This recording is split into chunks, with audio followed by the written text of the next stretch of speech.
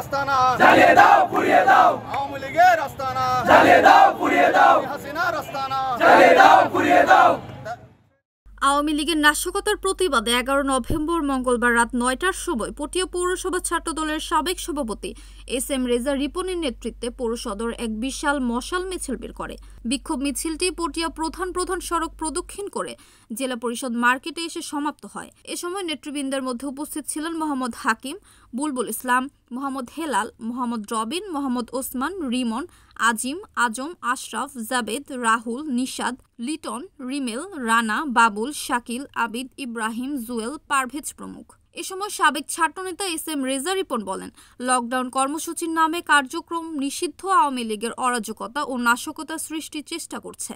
নিষিদ্ধ আওয়ামী লীগ রাজপথে মোকাবেলা করা হবে। রিপন আরও বলেন, 13 নভেম্বর আওয়ামী লীগ ও তার দোসররা আগামী নির্বাচন বানচাল করার উদ্দেশ্যে ঢাকা শহর লকডাউন করে যে অবরোধের ঘোষণা করেছে সেটা কখনো বাস্তবায়ন করা হবে না। তাদের বিরুদ্ধে ছাত্রদল সর্বদা মহাসড়ক সহ দেশের বিভিন্ন স্থানে আনাচে কানাচে অতন্ত্র প্রহরী হিসেবে থাকবে। তাদের যে কোনো নীল নকশা বানচাল করতে ছাত্রদল সর্বদা প্রস্তুত আছে।